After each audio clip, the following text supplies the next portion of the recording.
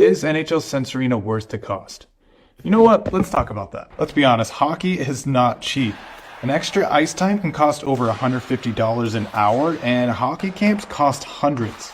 With NHL Sensorina, you're getting access to hundreds of drills and training plans starting at $33 a month, where you can practice on a schedule that works for you. And new content is constantly added to the game. From new arenas to practice in, weekly challenges with their season mode, and new drills like the recently released USA Hockey training plans.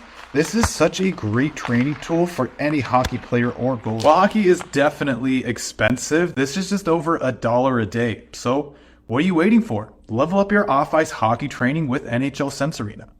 And remember, gang, for listeners of Our Kids Play Hockey programming, we're offering $50 off an annual plan. Just head over to hockey.sensorina.com and use the code HockeyNeverStops at checkout. Again, that's hockey.sensorina.com. Use our code HockeyNeverStops at checkout and take your child's off-ice training to a new reality with NHL Sensorina 25. Now, let's get you into this episode on the Our Kids Play Hockey Network.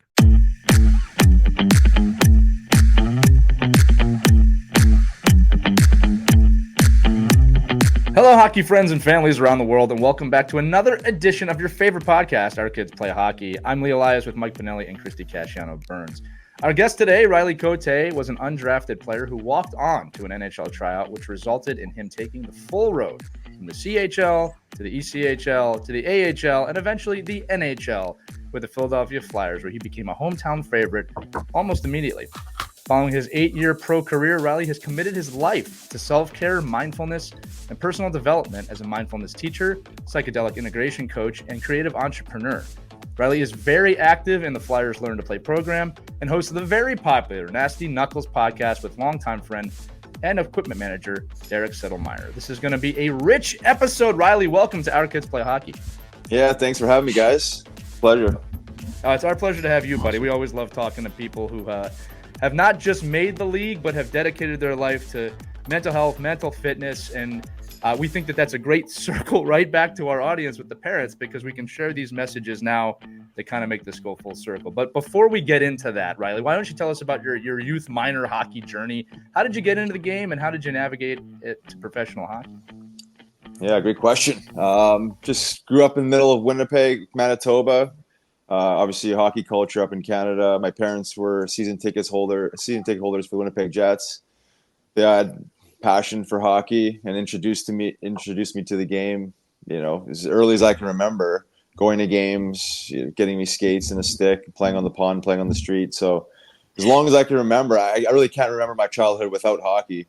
And then, as I showed that I was interested in it and showed that I loved to go to the rink and play the game, they just supported me as much as they could, and grew up playing in Winnipeg, all my youth hockey, just different levels, obviously working up the ranks. And I landed up being I guess you could say for my age group, a big fish in a small pond, right? I mean, Winnipeg's not the hugest city, and it's just one of many cities in Canada. So you can imagine the talent pool expands outside of, your immediate, your home base there. So I moved away from home when I was 16 years old to play in the Western Hockey League, but everything was in Winnipeg. Just loved hockey.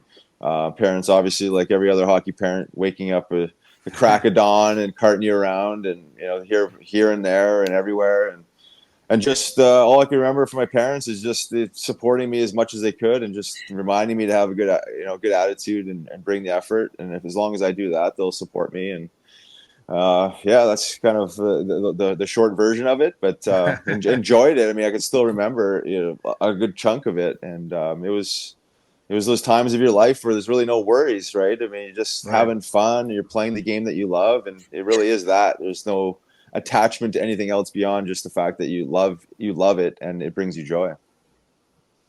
I'll say it's changed, hasn't it, Riley? It changes. Yeah, it changes for sure. And quickly, and it seems like it's changing quicker for younger players earlier now, because there's so much pressure. Right. And there's so much desire to be elite, and you have to choose to be elite. It's almost like gymnastics. I see this with my two girls. It's like you have to choose to be in gymnastics at 4 years old to give yourself a standing chance to ever be competitive. You see this with hockey now, where it's like you almost have to make a decision really early if you're gonna take this seriously and try and be competitive, because if you miss those first few years of hockey in that window, the amount of training that goes into it, such an early age, the amount of skills and ice time, like it's almost like you'd be left behind. Not saying that you can't, but it's crazy how early I don't it know is. about you, but that kind of makes me sad because It's sad. I think our kids are really missing the important element of what my kids got to experience and you got to experience too, of just the pure joy, you know? Yeah, and I agree with that. And I think we have the ability to create some separation here too, right? I mean, not every hockey player needs to play elite hockey, right? Like, Right. I mean, all roads lead to men's league, and the guys are still playing it, love it, right? So, like, you can still play hockey, and this is what I'm actually trying to do, in my neck of the woods here, in like the Westchester, Chadds Ford area, is make it okay to play hockey just because you love to play hockey, with like no pressure to do anything with it besides just showing up at the rink and just having fun with it. You're right. Like, who says that you have to play Division I hockey or pro hockey? I mean, the reality is it's an amazing sport, but I think it gets tainted once you start having these pressures and these fear bodies and these crazy energies into it, because the reality is a lot of these kids might not even want to, but their mom and dad might want them to, and this is where the unhealthiness comes in it. Yeah, you're bringing up a funny point, and I wanted to share this with all three of you here. And Mike and Christy, you'll laugh at this too. So Riley, I've benefited greatly from this show, having the youngest kids. It's been a training for me, if you will. And we had games over the weekend, and you just mentioned the parents. A lot of them were, little anxiety about the games, and I was smiling. They go, "What are you so excited about?" And I said to them, and I swear to you, this is true. I said, "My son woke me up today for the first time and said, 'We've got a game.'" Like, I didn't have to go into his room. He wanted to go. He woke me up and said, "Dad, it's time to go."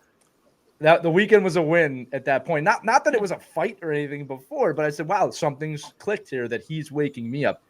That's what excites me. The outcome of the games is, not irrelevant, but that wasn't the focus for me this weekend. And I wanted to turn it to that because I think, Riley, you mentioned a really important point.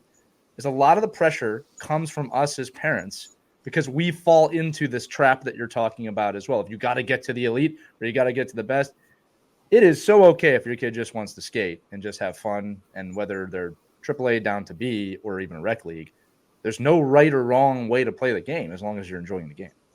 Yeah, I think that's an important message. It's a hard one for people to understand, because we live in a culture that's so success oriented, right? Like, you can't just do something for fun, because that would be crazy, right?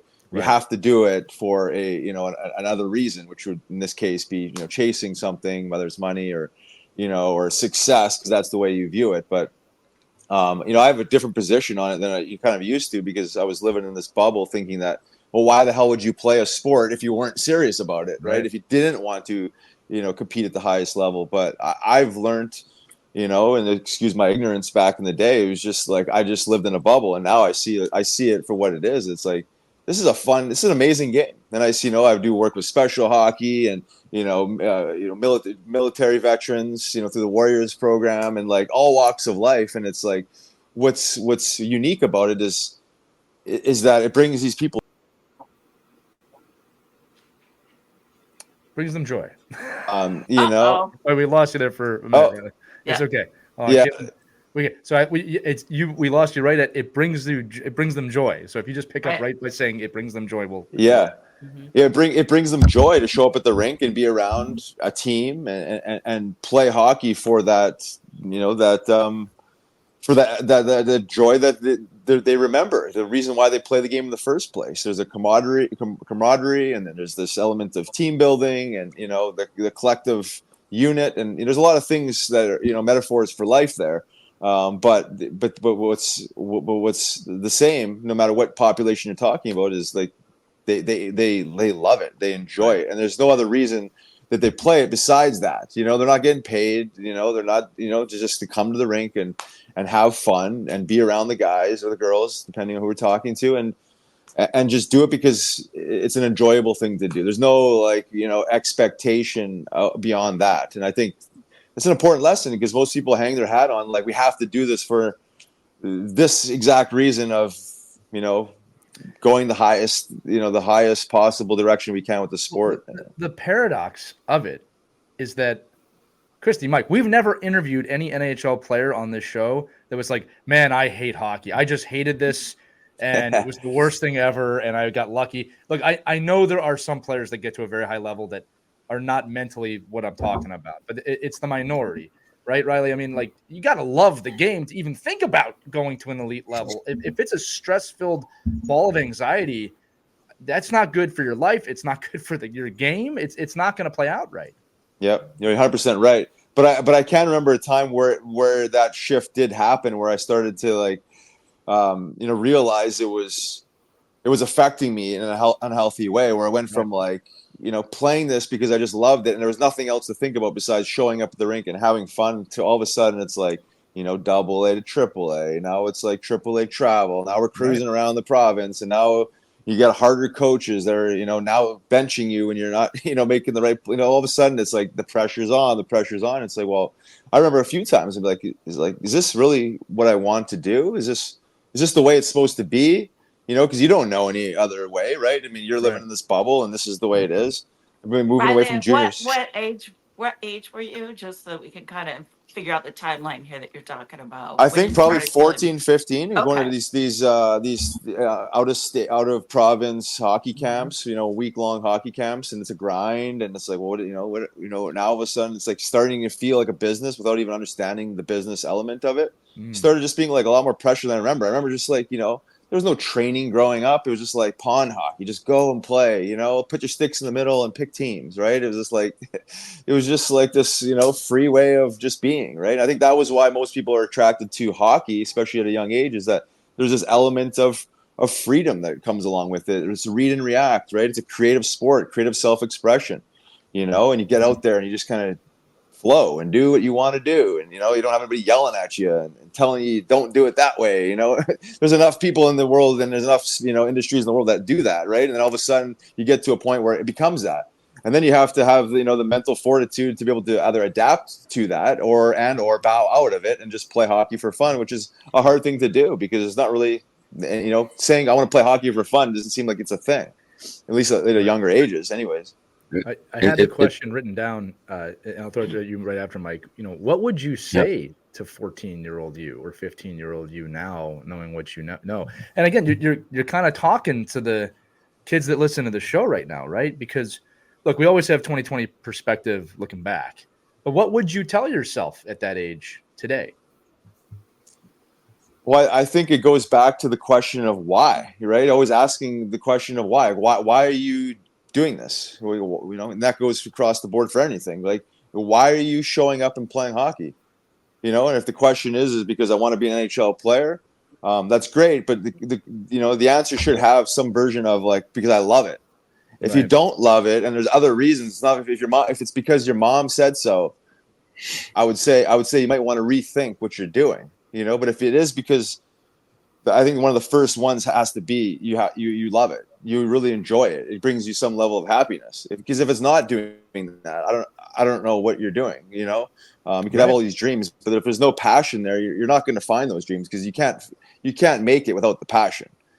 So if it doesn't fire you up, I wonder if that's a question we should be asking our kids. You know what I mean? From time to time, like, and not in the leading way of, hey, are you still having fun? Because the answer is just going to be yes. It's, hey, what's your why? Why are we doing this? Why do we do this this season? Let them answer that question. Mike, I did cut you off. I apologize.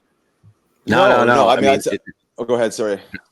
No, Riley. No, I mean, I don't know.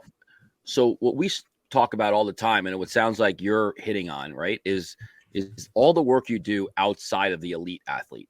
Like you're working with genuinely people who love to play the game for the fact that it's a game.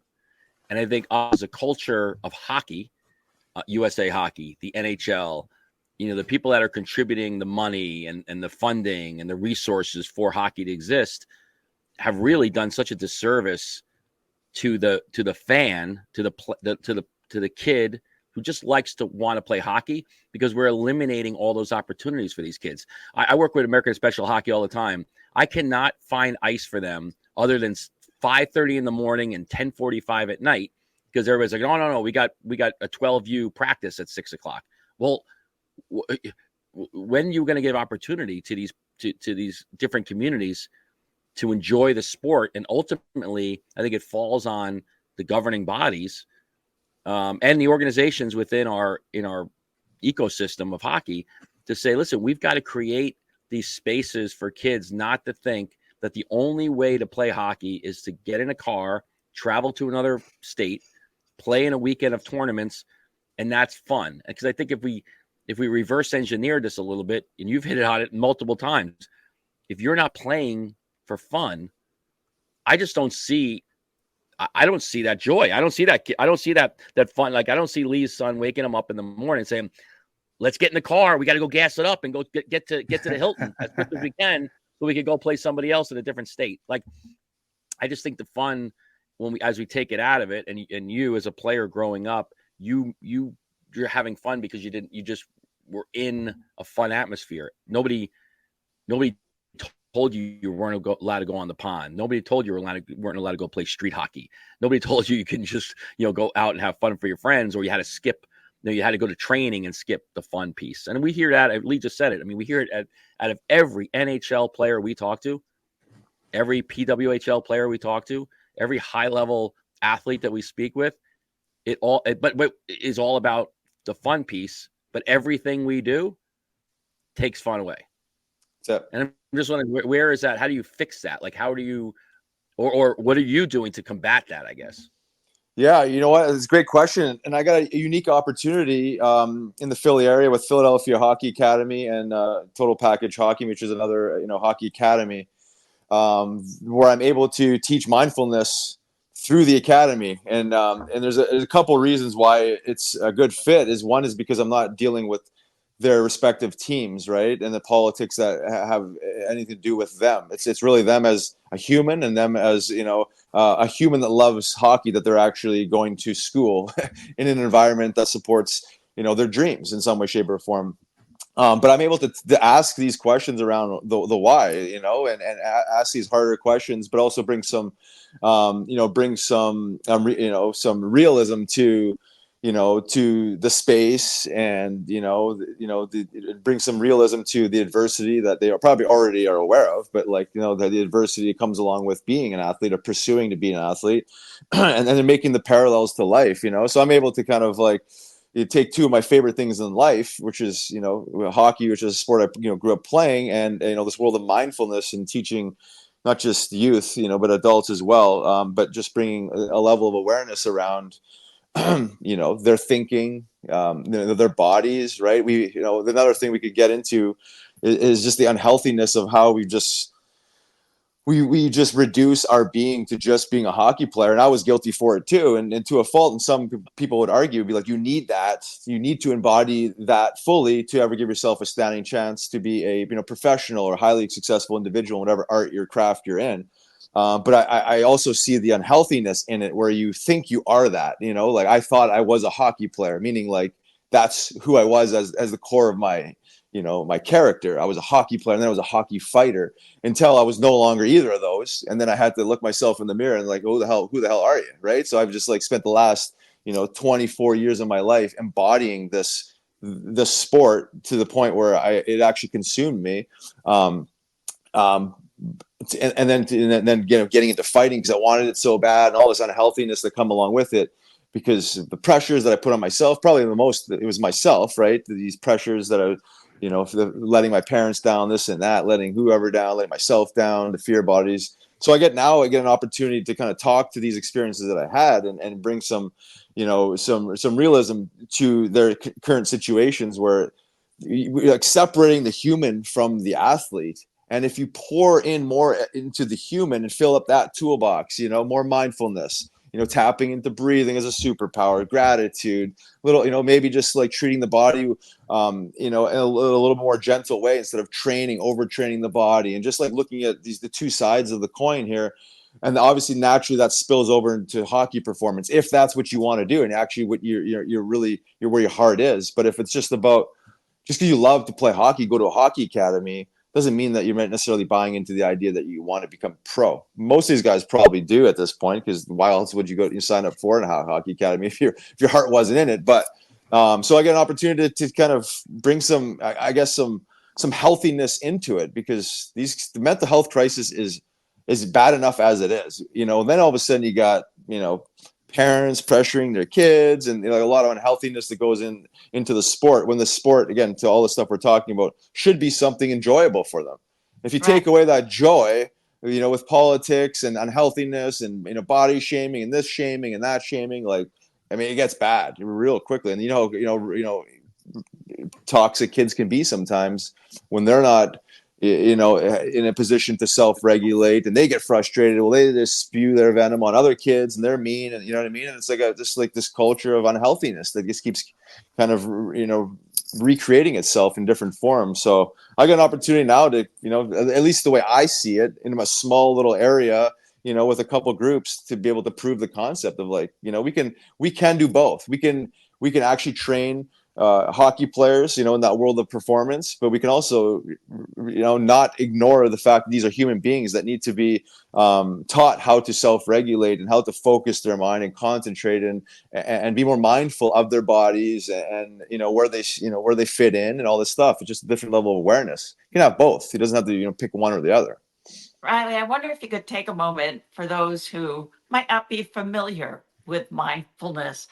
What is it, and how early do you introduce it to your child? And what are some simple ways you can do that every day in life? Yeah, it's a great question, and you know, I think this interfaces to everything we do. It's not, you know, it's not just hockey; it's everything. It's just, I think it would just sum it up to, you know, the mental state of being present, right? I mean, it's presence, and when we're present, you know, we're in creative flow, and I think that's why, you know, if you talk about hockey or creative sports, that's why kids are attracted to them without even knowing it. It's in a creative expression.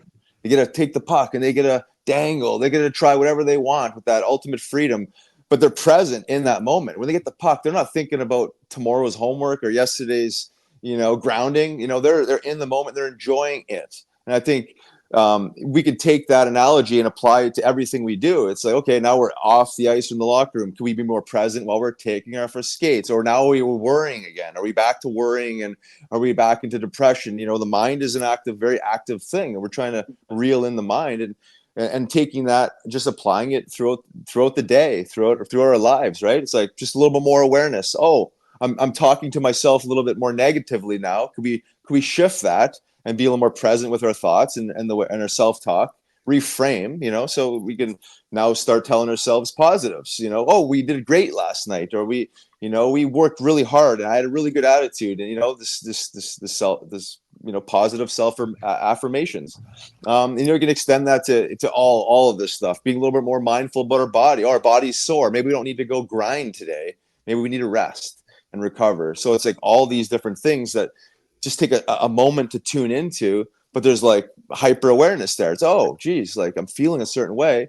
Maybe I shouldn't be around that person, or maybe he's not making me feel a certain way, or maybe I'm not making myself feel a certain way. So I know it's a little bit, you know, it's a little bit much to explain, and it sounds like a lot, and it is, because it's a practice. And I think that's, you know, taking it beyond, you know, the hockey practice or strength and conditioning. It's like, oh, we have another practice. We have a practice, and we have the, you know, the responsibility to be in control of our thinking. Because if we don't control our thinking, we don't control our emotions, and that's, you know, the crazy world we're living in. It's like the thoughts are all over the place, and you can see it in the crazy violent world we're living in, as people are expressing in very negative ways, you know. And this happens in hockey. You come to the bench, you made a bad pass, who cares? Well, smash your stick, swear 1,000 times, yell at the coach. Like, is that necessary? You know, is it? I don't know. Probably not. No, I coached pro hockey too, and we didn't like to see that, because that was showing that you didn't have the ability to self-regulate. And, you know, these are important things, because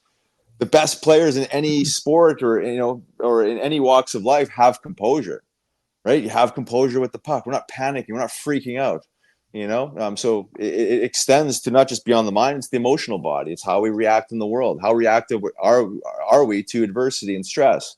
So, and then they take it outside of the locker room, out of hockey in general. It's like we go to school, or we go here and go there. It's like, I would like to think that what we learn there or teach there can apply to, you know, being in a parking lot where someone cuts you off. Are we going to snap and, you know, freak out and throw stuff at them, or, you know what I mean? Just like maybe have acceptance for them. Maybe they're just, you know, having a bad day. They're human, right? We all are human, and, you know, trying to navigate this crazy world. So A little bit long-winded, but it's like such a big topic because it interfaces with everything we do. If we're not mindful, we're mindless, you know. And I was, you know, like most people, I was like that too, you know, mindlessly kind of cruising through life thinking that I got to chase this and chase that to show the world that I'm successful. And it's really not about that, you know, and it just takes away a lot of the pressure when you start thinking a little bit differently, you know.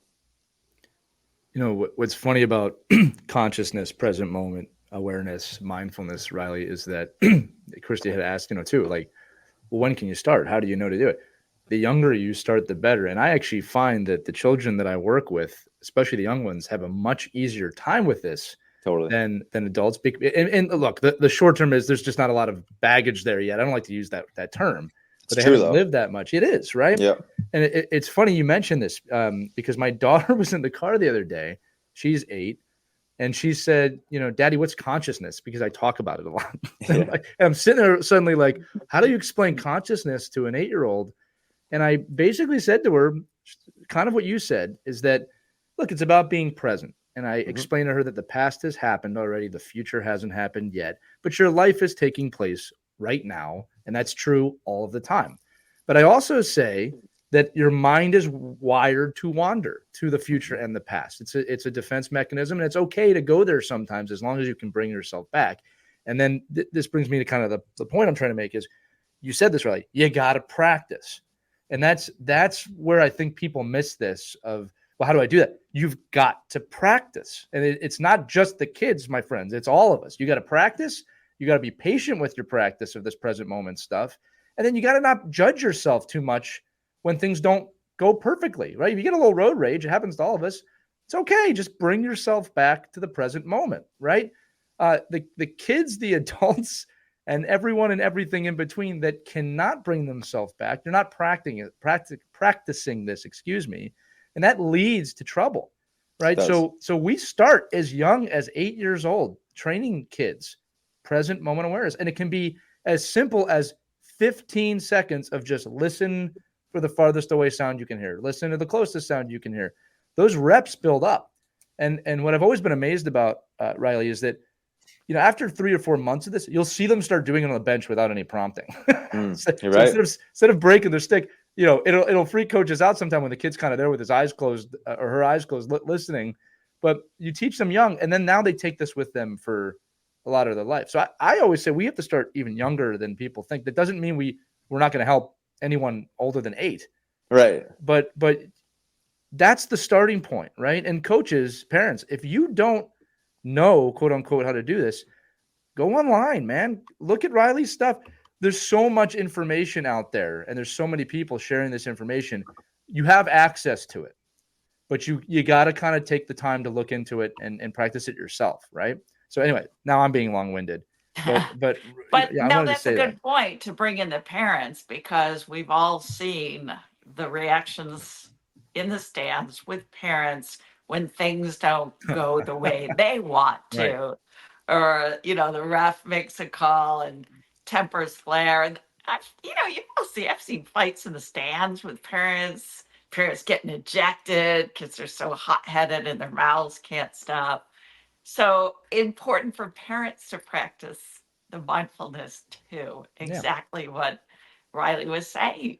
Probably more important, honestly, because they're around their parents more than they are their team and you know, their environment. And if the mom and dad are stressed out and don't have the ability to self-regulate, like that energy just gets passed down to the child. So then the child goes to the rink and he might work on mindfulness for an hour. But if 23 of your hours is not mindfulness and is stress and chaos, well, you know, it generally works out the other way. But the parents need it, to me, probably the most, because they're stressed. They got, you know, they're trying to pay the bills and cart their kids around, and you know, a lot of times overreactive, and they're a lot of times trying to live vicariously through their children. And they think that, like, by forcing their kid to do this or doing this and giving them crap after their games, that's actually helping them.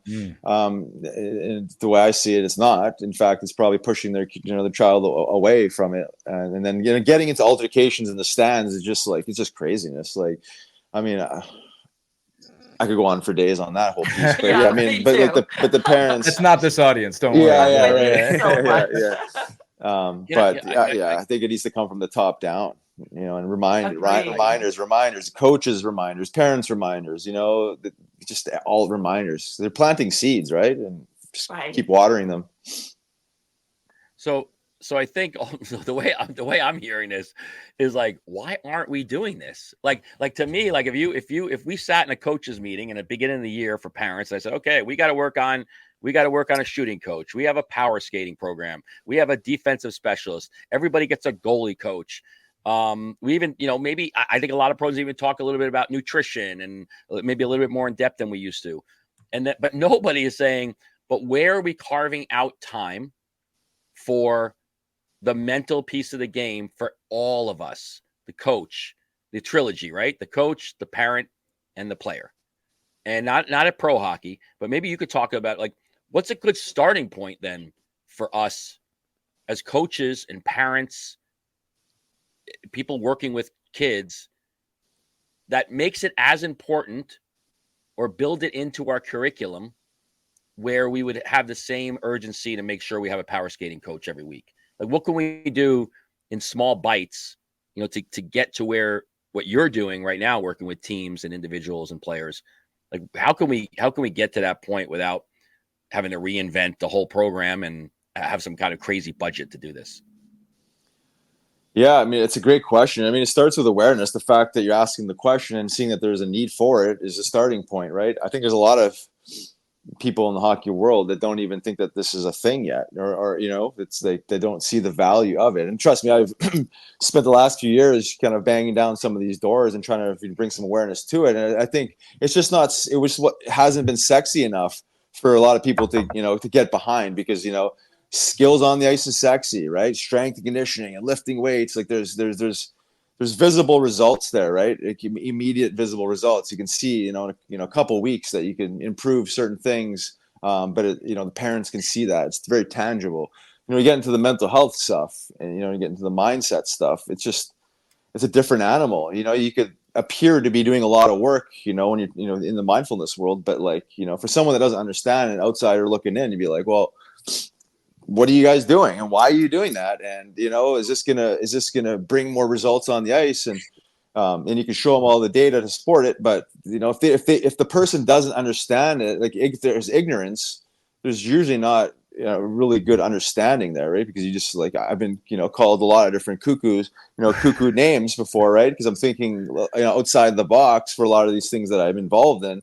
But they keep proving to be true. And it's like, well, not that this is about being right or wrong, but it's like, if you're ignorant to an idea, naturally your position would be not to try and understand it anymore. You're just going to do what you do and what which is let's go back on the ice and bag skate. Like, you think of the evolution of some of this stuff, the training and the philosophies and, work versus recovery. And you go from the 70s, Broad Street bullies to the era we're living in now. And, from drinking beers to archaic recovery or a lack of recovery to the emphasis on this now. We're at a pivotal point in human history, let alone sports, where these conversations are actually being had. So I would say you need someone at in the higher level of the organization to believe in the idea. It took me 2 years to get one of these hockey academies to believe in the idea, until another hockey academy comes in and sees what I'm doing, instantly loves it. Essentially we signed today. Then the other one sees me doing it with the other one, and all of a sudden now they want to do it because now they see the value in it. But the reality is they're just crunching numbers, and is this going to generate revenue and blah blah blah. Not even thinking about, is this going to actually improve the child's mental health? You know what I mean? It's these, this is the corporation, the corporate thinking versus we're not just a bunch of, animals in the meat factory. These are human beings. And if you can do both. You can make money and actually support these children's mental health, but you need someone to believe in the idea. Well, if you're retaining more kids and your if Right. you're retaining more kids and your kids are healthier, you're going to make money. I mean, Totally. So if it's purely money, like I say this all the time, if you wanted everything you want to do to make more money if your only goal, you didn't care about development, you didn't care about if your kids went anywhere, you don't care if your only goal was to make more money, then what we're doing now would not be the way to do it. It would Yeah, be right. what you're saying. It'd be to bring more kids in, give more kids opportunity, create more, recreational programming. When you play AAA hockey, you don't have no money. Like you don't have any more money to spend. That's it. Like there's no growth. Like, so to me, that's where, if you want the longest term investment for your kid, then maybe this is where you invest your money. Right. And the rest will take care of itself. Because if your kids quit at 15 because they just can't stand walking into a rink, then what the heck is the ROI that you're even looking for anyway with your 8-year-old? Like, Totally, yeah. it's so foreign to me. And maybe that's why we're having this discussion, right? Because Yeah. more of these parents have to get in and go, what the hell am I doing if my main goal is I want my kid to play pro hockey? Okay, then this is probably pretty important, because we're seeing it more and more. Like, we never, listen, when you were playing, right, we never heard about the mental piece of the game. It was weakness then. It was thought of as weakness then. We never heard you hit it. You never heard that a player had to go into a substance abuse program, or a player program. You never heard about it. They just either disappeared because they were just a chess piece. But now there's so much money invested in these athletes and these young men and women that we have to make sure that they're having an end result that is a positive result. So why, to Lee's point, why aren't we doing this with 6-year-olds if our end result wants to be to have a great 23-year-old? Well, I do want to add in here too, Riley, before you answer that. Look, there's also a lot of fear. I do think the tide has changed. The need for mental fitness within hockey programs, I'm seeing a lot of heads turning now, thinking kind of from a corporate standpoint, oh, this is a way we could stand out from the group. But I'm also seeing acceptance of it, of like, this is important. The big challenge I'm seeing, Mike, to your point, is A, they don't know how to do it, or B, and this is real talk, right? There's fear because people, it's tough to change. And sometimes people don't want you to get a closer look at their psyche because there's not a lot of positive things going on up there. And if you start teaching their kids that, they're going to inevitably go to them. But that's also the point, right? Is to kind of flip that of mental fitness is not a side thing. It is extremely important. I always use the metaphor. You know what happens if you go lift weights or go to the gym. You know what happens if you stop. You're in shape or out of shape. Your brain is very similar. Your mind is very similar. If I'm very mindful and I'm doing the reps that I was talking about and I just stop, bad things are going to start happening. It's not mental health, mental fitness is not something you achieve, right? It's not something you just get and you got it. It's something you work at every day. And if you're lucky, you can do it the rest of your life. All right. I mean, it's just like, it's one of those things. There's no end to it, right? It's an infinite game. Mm-hmm. And again, the prioritization of it, when we're talking about the ROI of youth hockey, right? If for the parents listening, the ROI is that you're and Riley, we've all said this. Everyone has said this on the show at some point. It is a vehicle for your kid's growth as a person. You're trying to make a better person. Better people make better hockey players. If we go at this only thinking about college scholarships or junior hockey or pro hockey, I mean, look, if you achieve that, great. But man, you've missed a lot if you achieve that without the stuff we're talking about. Right, Riley? I'll throw it to you, bud. I have one more question for Riley. I was wondering if you could dive a little deeper with us and give us some specific examples of the difference that kind of mental health training made, either in the individual or with the team, so that we have some really good takeaways and have a better understanding of why this is so important. If you could share some examples for us of the difference it made. Yeah, for sure. And it takes time, right? Like any other skill, something that's foreign to you is not going to naturally, maybe you're not going to see results very quickly, but you also can if you really believe in it and actually subscribe to it. But it's just like anything, like we're talking about, it has to be cultivated, right? It's just like, you can't just be a one-time thing or just a thought, right? You can't just had a pizza party today. Yeah, right. Yeah, exactly, right? Like there's a lot of buzzwords being thrown around, right? Like I think you hear a lot of mindset. People are kind of backdooring this work with just mindset, which is great, right? It's still in the same direction, except for the way I see mindset is just like one pillar in the mindfulness program, right? It's like mindset is one piece, but like you could talk about mindset all day long, but if you're not practicing how to get there, or you're not practicing the actually art of shifting, the mind, in challenging situations. It's no different than yelling at your child to focus, but never teaching him how to focus. Right? It's like, well, yeah, focus. Well, if you just take for granted he knows how to focus, but there's actually a lot of different exercises you could do that would support that and train that, versus just like, just them learning organically how to focus based on their, traditional education. But I think the biggest thing that I see with this is kids' ability to retain focus longer, and their ability to self-regulate quicker, meaning that like when life or a situation on ice gets stressful or frustrating, that they're not losing their shit right away, right? And I think it seems to be pretty consistent, and they come hand in hand, is because the more present we become, the more enjoyable the experience is. The game is more fun when you're enjoying it, you're present in it. And then when you turn the puck over, you have a bad shift or goal, you get scored on and whatnot, like it just doesn't seem like it bothers you as much over time, right? And I think that's the goal, and then you're able to come to the bench, take a breath versus overreacting. So now the recovery time is shorter. There's all these different things that go into it. Now we're able to decompress and relax a little bit, reflect maybe on the mistake and refocus, and then go on the ice. And then now it's like talk about mindset. Okay, well, instead of getting mad at my teammate or myself or the coach, now I'm able to reframe and just, again, going back to that self-talk piece, it's like I'm going out this next shift and I'm going to be an impact player, whatever I am, followed up with like something positive. And then, then it's kind of complete. That cycle is complete, versus like the energy is all over the place. We're coming to the bench, breaking stuff, shooting water, blah, blah, blah. And then the next shift comes back up and we're not ready. We're not present, we're not ready to go. And then therefore the next shift is probably more of a disaster than the last one, and then the cycle continues. So I would say that I see, and I see it pretty consistently in a pretty short amount of time. In fact, in the summer, I did this like summer camp. It's called Socky Hockey. They get these little sleeves they put on they put on their sticks, and it's like an after school intramural program.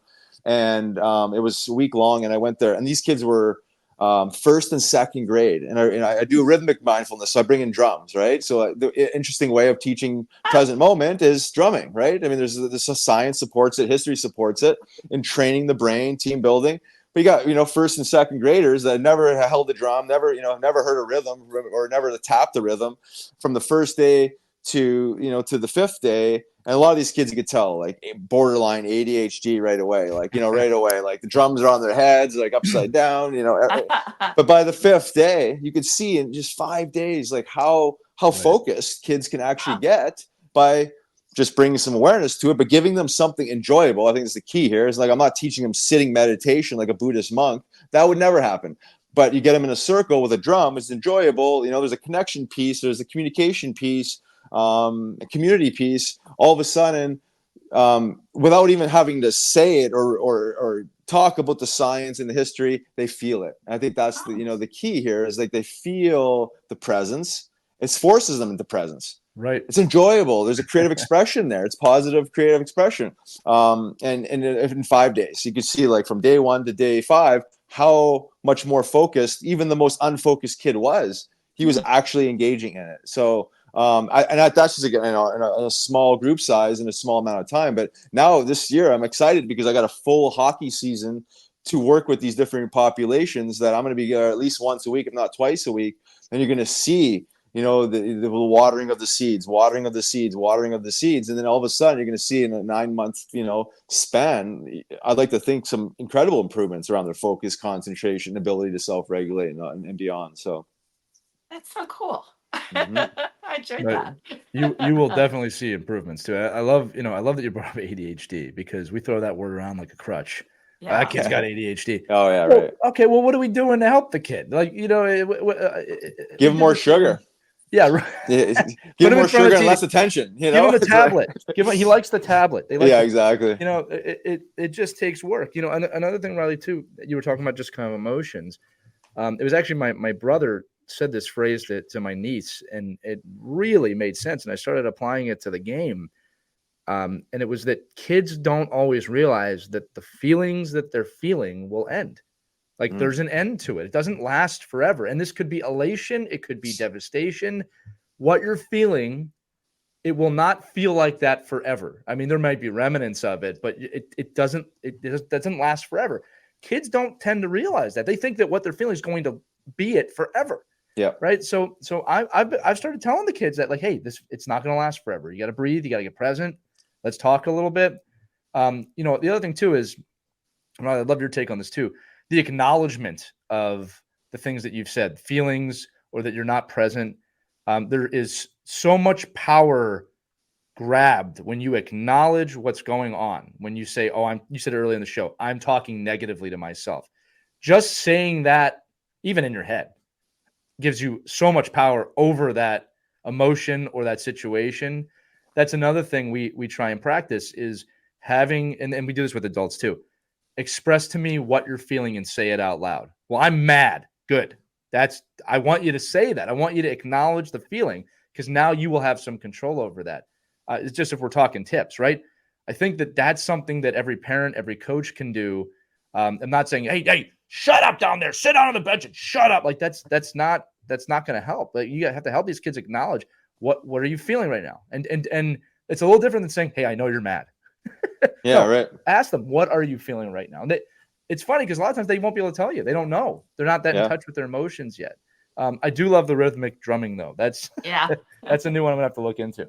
Yeah, really, it's powerful. It's powerful because I in some of the other work I do outside of youth hockey and mindfulness is really around altered states of consciousness, right? It's finding more creative ways to get people present and in tune with their emotions. It's all connected, right? We grew up in a culture we suppress emotions, right? You have feelings. Oh, we got to suppress those, like you said earlier, like tough it out culture, right? And it's like that's a hairy line to be riding when you talk about suppressing emotions, because they're going to come out. They're designed to come out and express in one way, shape, or form. So if you got emotions that are being bottled up, expect them to come out when you least expect them. So I think that, to what you're saying, is important and super healthy. That would never been a thing back in the day. Oh, hey, Johnny, how are you feeling? This, it's like, basically it was just like push that kid to the side because he's, he's not bringing his attitude. Yeah, call him soft. Exactly. Yeah. So that's super important. And that needs to happen, because I'm, in the belief system is that feelings are the most important thing we have. Like that is the spiritual compass. If we're not following your heart, like every spiritual text talks about, right, is like following your heart. It's like it's almost like a navigation system. There's discord if we're not present and in a higher vibration now, or like in the future worrying. There's discord, and those are just the body's ways to remind us to be back present and find these happier versions of ourselves. Because if you ask every person on the planet, like, if you had list 3 things that you'd like to, accomplish in this lifetime, I'd like to think that most people in the top 3 would be like find happiness, right? And happiness can't be found outside of ourselves. There's things that can make us quote unquote happier in the moment. Maybe that's pleasure and be confused as happiness, but like the reality is happiness is an inside job. It has to be cultivated from within. And that's why the arts exist. That's why people, there's the healing arts and all this stuff is like you have to be able to express emotion through something, and then you can express emotion through hockey, right? Skill and composure and poise. And you look at myself, and when I played pro hockey, I was expressing myself, not knowing it at the time, but I was expressing myself obviously in a violent way, but like there was fear bodies. Now that I'm able to kind of understand my psychology, I was fighting out of fear.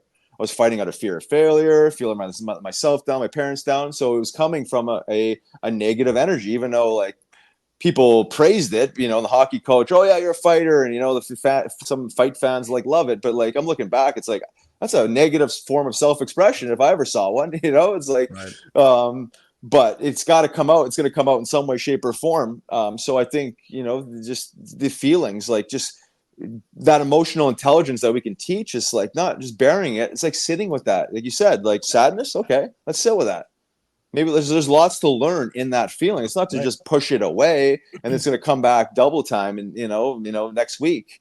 And then you're going to overreact because someone's going to say something that's going to trigger you. And then you're going to find yourself having to apologize and blah, blah, blah. So being in touch with their emotions to me is like, is probably the most important thing, because, when you talk about mindfulness, part of like thoughts coming through the monkey mind is like, we don't have to emotionalize every thought, right? A lot of these thoughts that come through are not even ours or don't really require or deserve thinking. Or emotion at all. But once we start emotionalizing the thoughts, little Joey said this about me and it makes my heart. Now, if you believe that to be true, well, now all of a sudden your emotional body gets affected. Oh, now we lower a vibration because little Joey thinks that little Tony said something bad about him. You know what I mean? It's like now all of a sudden, like verses be like, that's just a story. That's not true. It's just a thought. Letting that pass. So we're not letting every thought, everything, affect or riddle our emotional body. But there's some stuff that does. Then we have to be honest with what it is, and talk about it. Otherwise, it's just going to get buried. But positive forms of self-expression. Hockey is one, but there's others. Right. And hockey is also mixed in with a lot of other baggage that doesn't exactly equate to positive mental health either. So drumming, there's a lot of engaging things, the arts. Right. I mean, we kind of throw the arts to people that are granola. But guess what? We're all artistic and we're all creative. And in fact, if more hockey programs infuse the arts and these forms of positive self-expression into them, I would like to think that they're creating better humans, first of all, but also probably more creative hockey players. So I don't know. I mean, because it's just a different way of thinking, processing information. No, I agree with you 100%, Riley. And sorry, excuse me. This has really been a tremendous episode just about the importance of mindfulness and the importance of how this applies to your journey. I'm not even saying hockey journey right now, that this is a really valuable part of just growing up. And then once you're quote unquote grow up, even though I say don't grow up, it's a trap. Continuing to do it. And the earlier we can teach this, along with eating healthy and taking care of your body and building skill sets, the creativity of mental fitness and that the fruits that it provide are so much more valuable than I think some of the other things I just spoke about. So I want to thank you for sharing all of this. And moreover, thank you for the work that you're doing, because you really are impacting lives. When you started this journey, like you said, I think there were people that were, oh, this is psychobabble, Riley's going crazy. And now we're at a point that, people do not look at you like that. And it's really wonderful. They're saying, no, he's figured this out and he wants to share it and we need to hear it. I'm wishing you all the success on that journey, man, because the community really needs it. And you are really a flag bearer and ambassador for that side of the game. Well, thank you. I appreciate the kind words, and I love what you guys are doing. So if I can ever be of service to you guys, I know this work is obviously important, and it's never going to stop, right? We haven't even scratched the surface. So if I can ever help you guys out in some way, shape, or form, amplify, the message, let me know. Well, you're doing it right now, man. Yeah, we can do it again if you ever need a guest. So we will take you up on that. Be careful, man. We might become a weekly thing if you're not careful. But listen, that's going to do it for this edition of Our Kids Play Hockey. I want to thank Riley Cote for being on here today. Christy Casciano Burns, Mike Benelli, best two line mates on the planet. Remember, you can always text us following the link that accompanies this episode, or email us, team@ourkidsplayhockey.com. But above all, be mindful, be present, enjoy your hockey, enjoy it, have fun. You're more than just a hockey player, my friends. That's it for this episode. Skate on. We'll see you next time. We hope you enjoyed this edition of Our Kids Play Hockey. Make sure to like and subscribe right now if you found value wherever you're listening, whether it's a podcast network, a social media network, or our website, ourkidsplayhockey.com. Also, make sure to check out our children's book, When Hockey Stops, at whenhockeystops.com. It's a book that helps children deal with adversity in the game and in life. We're very proud of it. But thanks so much for listening to this edition of Our Kids Play Hockey, and we'll see you on the next episode.